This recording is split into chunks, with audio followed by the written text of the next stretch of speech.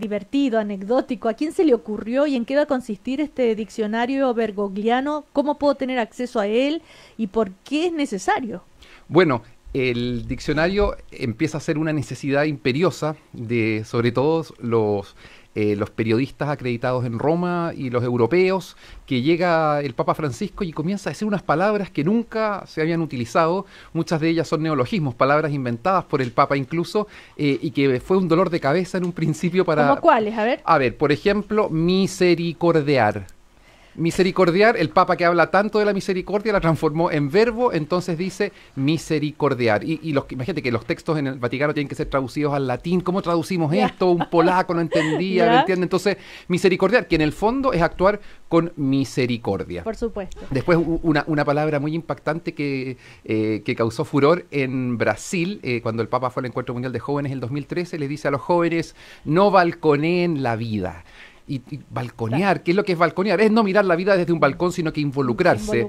Entonces Claro. el Papa, y claro, pero una persona en Roma, ¿qué es esto de balconear en Estados Unidos? No sabían cómo traducirlo. Entonces se empiezan a elaborar una serie de palabras para darle la explicación dichas por el Papa. Pero me imagino también que hay muchos argentinismos Pero por que hay supuesto, que traducir. tenés que mojar la remera. Tenés que mojar la camiseta, ¿cierto? El Papa usa muchas palabras que vienen del fútbol, como patea para adelante, ¿cierto? En el fútbol, pero él dice a los chiquillos, patea para adelante, no balconees la vida. O sea, es una manera de acercarse Mojar en el la lenguaje. remera. Bueno, tú lo sabes bien muchos de esos términos. ¿Ya? Entonces, en el fondo, un llamado a mojar la camiseta es a dar la vida, a luchar por tus convicciones, a luchar por la justicia social, pero no sentadito, sino que, por supuesto, moviéndose mucho. Ahora, ¿qué otras acciones les ha tocado a ustedes como el área de comunicaciones llevar adelante con esta visita? Recordemos que el lema es mi paz les doy. El próximo lunes llega el Papa, ¿verdad? ¿Y cómo va a ser recibido? Bueno, la organización de las comunicaciones ha ido en tres líneas. Una estrategia digital principalmente. Hoy día, tú sabes que en Chile la primera fuente de información, más del 70% de las personas recurre a su teléfono móvil, ya ni siquiera al computador, al teléfono móvil. Así que pensamos una estrategia que fuera muy digital, muy visual y a través de las redes. Y después está todo el tema de la relación con los medios nacionales y los medios internacionales. Hemos tenido que contar con mucha gente que habla diversos idiomas para poder ir alimentando de información a los medios que están interesados. Vienen de más de 40 países, hay más de 1.600 personas acreditadas para la cobertura del Papa. Y después todo un tema de formación de nuestros queridos hermanos y colegas periodistas, porque no siempre la iglesia es conocida. A veces tenemos tantos términos particulares, lo mismo de la liturgia, ¿cierto? Lo mismo de los elementos que se usan, los ornamentos, y para eso desarrollamos también un plan de formación integral para los periodistas, un curso online para que ellos se formaran Ya. también. Pero para los ciudadanas que van a ir a ver al Papa, ¿dónde pueden ingresar para conocer todo esto del diccionario y todas estas recomendaciones comunicacionales? Bueno, en nuestro sitio web www.franciscoenchile.cl pueden ir encontrando muchos artículos en que vamos dando a conocer esto y precisamente hoy día en la tarde queríamos subir ya te adelantaste, pero estoy Sí. feliz que lo hayas hecho, tienes la primicia. Vamos a subir nuestro diccionario que lo van a poder descargar, es un PDF maravilloso que prepararon. Es un diccionario que habla de temas litúrgicos y también de vergoglismos, que es Ya. también esta palabra que se tuvo que acuñar para poder definir los términos del Papa. ¿Qué estás mirando ahí en tu celular? ¿Tienes el diccionario abierto? Casi, sí, pero pregúntame cualquier otra palabra que te puedo decir. No sé, no se me ocurre. A mí hay una muy bonita A ver. que nos interpela mucho a los cristianos y el Papa la dice de dos modos. Un cristiano no puede tener cara de vinagre o no podés tener cara de funeral. Exactamente porque el Papa lo que nos pide, y uno del centro del mensaje del Papa es la alegría del Evangelio. Él viene como un peregrino de la alegría del Evangelio y por lo tanto un cristiano con cara aburrido pero no prende a nadie O de amargura. o de amargura. ¿Ya? Entonces O sea, él no invita a buscar la felicidad en el espíritu. Exactamente, y como vas viendo tú, todo se relaciona con los términos particulares o las insistencias que tiene el Papa. O sea, hay que misericordiar, entonces es el tema de la misericordia. No tener cara de vinagre es el tema de la alegría. Y hay otro que es muy lindo, que es que Dios nos primerea. Eso ya fue, pero un caos en Roma, porque ¿qué es esto de primerea, pues Santo eso Padre? Viene de primerear, es muy argentino, eso, que sale primero, Exacto, pero él se refiere... Que está delante Exacto, que Dios nos primerea, porque Él nos amó primero, y por lo tanto tenemos que dejarnos amar por Él, pero también sobre la base de la experiencia nosotros, no esperar que nos vengan a pedir ayuda, sino que nosotros como cristianos primerear. Y te digo, no solo como cristianos, el mensaje del Papa es mucho más amplio del mundo de la Iglesia, llega a todos. ¿Tú crees que es la primera vez que hay que hacer esto con un Papa? Yo creo que sí, fíjate, de lo que había, porque los otros papas, cada uno con su particularidad, no habían introducido términos tan complejos que sacar a canas verdes a todas las personas que tienen que hacer las traducciones, porque no es que el papa además lo ponga en un texto formal, muchas veces sale con esto en vivo y cómo lo traducimos, así que... Claro. Felipe, bueno, tengo entendido, o sabemos, ¿no es cierto?, que el próximo lunes llega el Papa a Santiago, confirmado a las 10 horas. Eso, 10 horas, el 15 de enero, y se va a realizar una ceremonia de bienvenida encabezada por la presidenta. Así es, la señora presidenta lo recibe en el aeropuerto de Pudahuel. Hay miembros del gobierno, también miembros de la jerarquía de la iglesia que lo acogen. Es una ceremonia muy sobria porque el Papa quiere subirse luego al auto que lo va a llevar por la calle San Pablo, y a la altura de la parroquia San Luis Beltrán se cambia el Papa móvil y empezó la fiesta. Pero, a ver, primero va a dormir. No, primero el Papa móvil se sube en San Luis Beltrán, en la parroquia en Pudahuel, sube por Pudahuel, todo eso descubierto en Papa móvil, dobla por la calle Brasil, va a pasar por aquí cerquita, ¿cierto?, del barrio Yungay, desde donde transmitimos con Cooperativa, y después sigue por arriba por la Alameda, Providencia, hasta la Anunciatura en la calle Monseñor Sotero Sanz. Y ahí duerme y descansa, y retoma su agenda al día siguiente. Ahora, tú estuviste 3 años en Roma y tuviste la oportunidad de ver muy de cerca, si bien no conversar con el Papa Francisco, pero tienes tus opiniones y lo describes de alguna manera, que el Papa llena todos los espacios, dices tú, que entra a un lugar y se produce un silencio impresionante. Es impresionante la presencia del Santo Padre. Me tocó estar muchas veces en la sala, en la aula Paulo VI, en el Vaticano, que tiene capacidad como para 7.000, 8.000 personas, que es precisamente donde recibió a los periodistas al día siguiente de ser elegido. Y entra el Papa y pareciera que se forma como un hoyo negro, como que algo pasó, que se produjo un silencio enorme, queda la tensión en él, hasta que él la rompe normalmente con una simpatía grande, un saludo, como para relajar el ambiente, cortar el hielo, pero la atención se centra en él y en lo que él dice. Y el Papa sabe moverse con eso, lo utiliza para precisamente anunciar el mensaje que él trae, que es el mensaje de Jesús. No sé si tuviste la oportunidad de leer hoy la entrevista al sacerdote Mariano Puga. La leí cruzadamente porque hemos estado con harta demanda. Donde él es conocido como el cura obrero, y dice: la verdad, yo soy crítico de la preparación que se ha hecho, porque creo que ha sido de espaldas al pueblo. Creo que los pobres no han sido consultados en la preparación de la visita del Papa.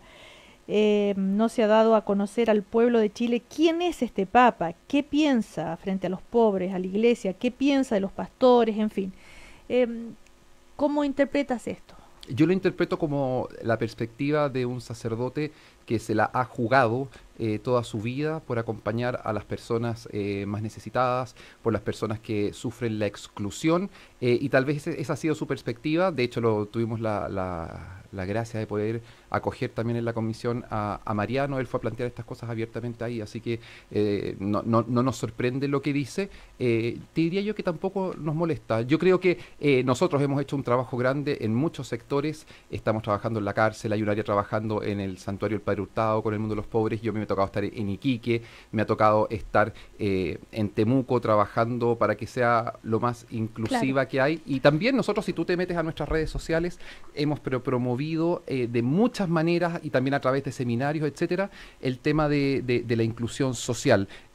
Comunicacionalmente, desde el día 1 que el Papa anuncia, nosotros ya estábamos 1 año y medio atrasados, porque esto siempre uno quiere hacer mejor las cosas, pero si va a haber protagonistas en esto, tienen que ser las las personas que han sido excluidas y estamos trabajando para que sea así. Claro, tal vez el mensaje o el pensamiento del Papa Francisco todavía no es suficientemente conocido, lo que él piensa en materia de desigualdad social, del medio ambiente, en fin, tal vez a eso se refiere también Mariano Puga, ¿no? Bueno, para nosotros que eso no es culpa de nadie, es tal vez una cuestión de tiempo. Sí, no, yo no hablaría ni de culpas ni de nada acá. De hecho, yo admiro mucho todo lo que ha hecho en su vida Mariano Puga, es impresionante.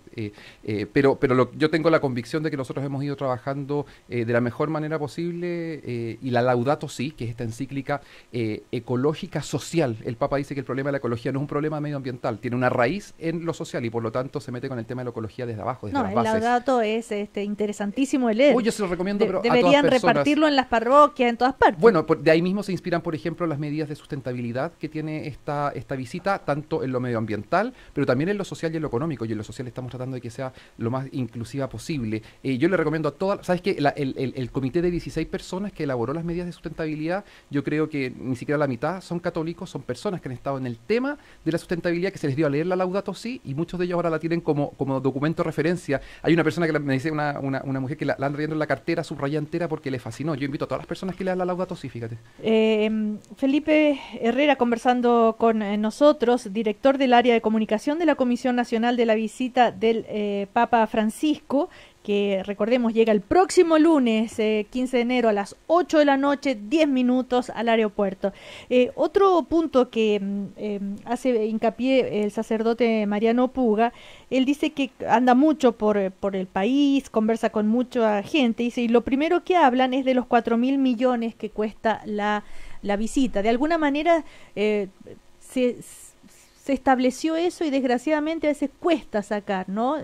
Quedó como un sello y, claro. y es una pena porque por más que uno explique en qué se gastan, para qué sirven, por qué es necesario, ya quedó. Sí, sí, y bueno, en ese sentido es lamentable, pero también yo creo que nos hace a nosotros los chilenos tomar conciencia cuánto es lo que valen las cosas. O sea, yo me gustaría que también después pudiéramos reparar cuánto vale para el gobierno y para el Estado que haya partidos de fútbol todas las semanas, ¿cierto? Que requieren cuando el Colo-Colo va, gana, triunfa siempre, claro. ¿Cierto? El colocolino, ¿cierto? El tema es que hay los carabineros y así en todo Chile. Las personas que van al estadio muchas veces son del sector popular y es una inversión por ellos. Y así, o las visitas de estado de otras personas también requieren recursos, claro. Por supuesto, los grandes conciertos que muchas veces son carísimos. Hay gente que paga muchísimo por ir a un concierto. Te estoy hablando 200, 300 mil pesos. Y el Estado a esas personas también les pone seguridad, también les pone logística. Entonces esto yo creo que nosotros tuvimos el acierto de poner este tema en el sentido que fuimos transparentes desde el principio. Ojalá todos pudieran aprender a ser transparentes, aunque tengan los costos de decir, mira lo que se están gastando. Bueno, es lo que se gasta muchas veces en otras cosas. Por ejemplo, el padre dice, que les pregunta a la gente, ¿usted sabe que el Papa ha dicho que quiere una iglesia pobre? Y dice que le responde no. Entonces, qué importante sería hacer hincapié entonces en todos los pensamientos del Papa, ¿no? Usted sabe que el Papa celebra su cumpleaños con mendigos de Roma. La verdad, yo tampoco sabía, Felipe, esto de los mendigos. O, por ejemplo, ¿usted sabe que el Papa no vive en el Vaticano? Creo que mucha gente no sabe. El Papa sí vive en el Vaticano. Sí vive en el Vaticano. El Papa vive en la Casa Santa Marta y no vive en el departamento apostólico. Claro, pero sí vive en el Vaticano. Y después, yo te diría que una de las frases más conocidas del Papa desde el día 1, cuando lo entrevistan los periodistas, como te decía yo recién, es que era una iglesia pobre para los pobres. A mí me alegra que el padre Mariano Puga siga difundiendo esta frase, pero que es tan conocida, porque yo creo que es una de las más conocidas del Papa. Sí, yo quiero una iglesia pobre y para los pobres. Yo también la quiero, Cecilia. ¿Podríamos explicar un poquito más esa frase? ¿Qué es una iglesia pobre? Una iglesia pobre yo te le diría en dos ámbitos.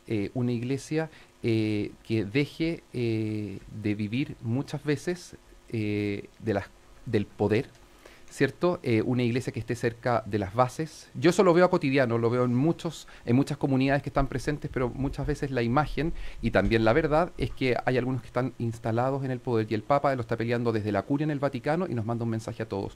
Y después una iglesia pobre, yo creo que también se refiere a una iglesia humilde en su actitud y una iglesia austera en cuanto a sus gastos. Y por eso también el Papa ha hecho una cantidad de signos, desde no usar los zapatos rojos, desde cambiar ese asiento, ese trono verdaderamente en el que estaba.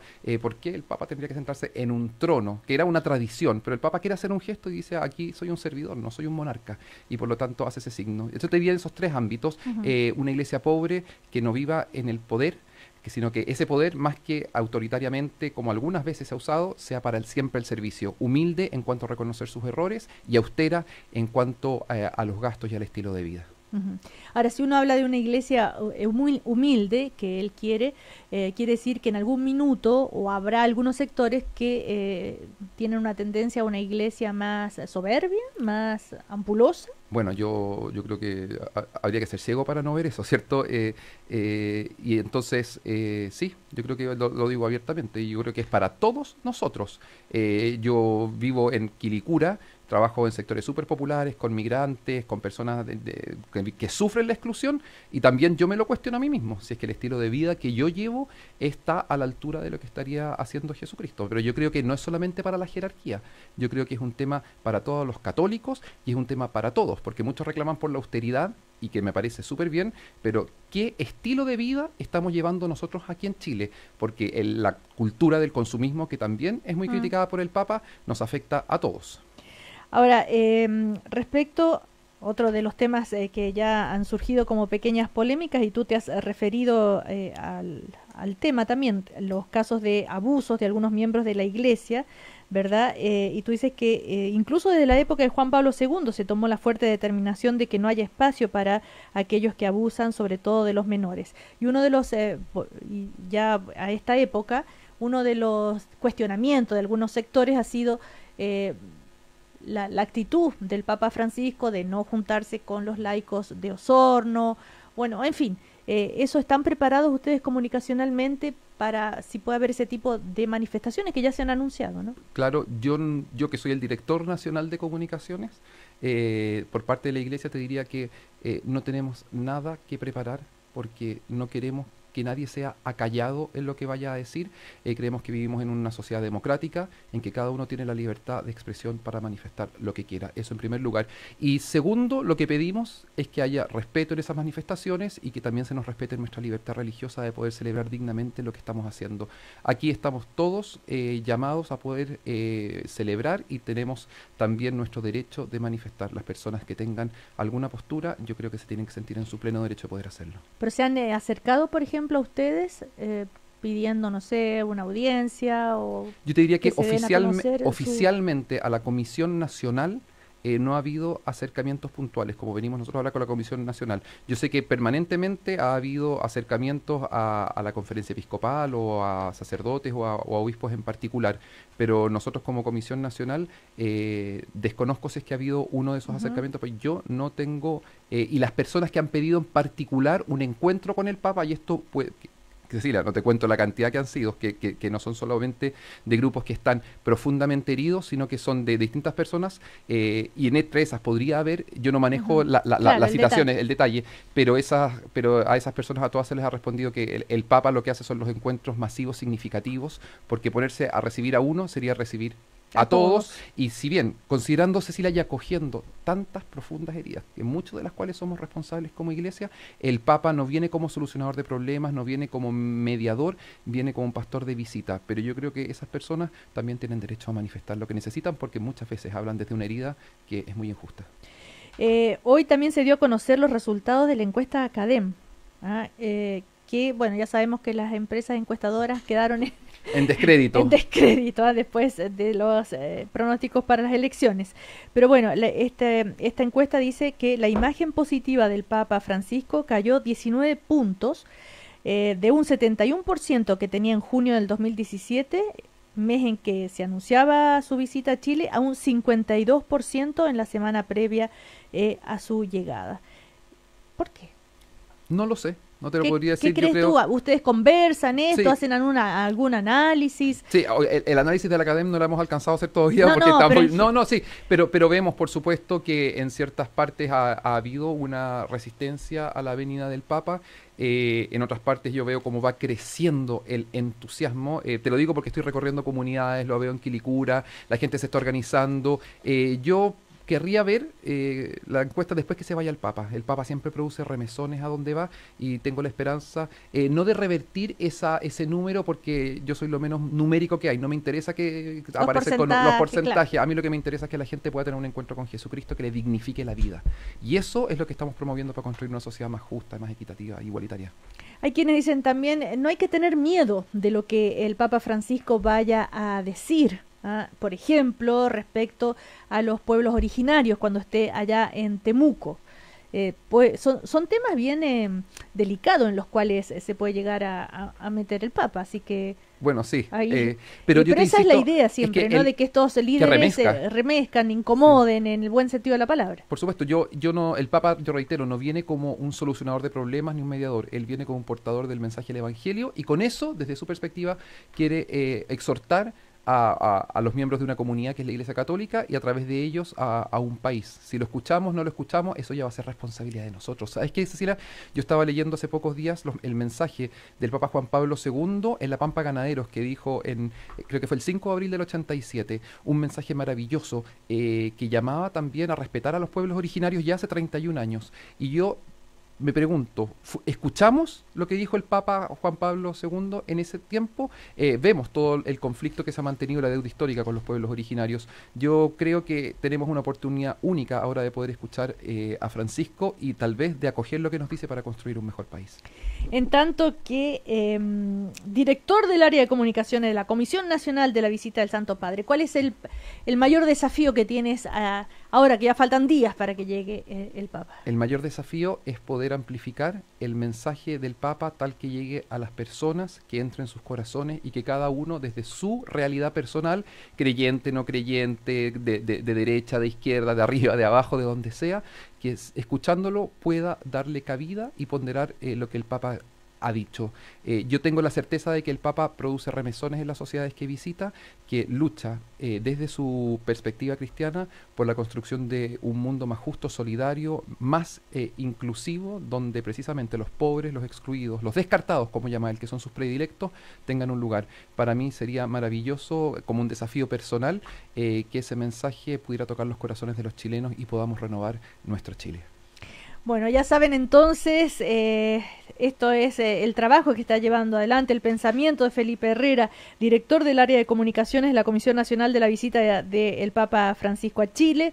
Repitamos la página donde poder ingresar para leer este interesante diccionario bergogliano. Bergogliano, www.franciscoenchile.cl, y también en nuestras redes, en Facebook, Francisco en Chile, en Instagram, El Papa en Chile, y a través de El Papa en Chile también en Twitter.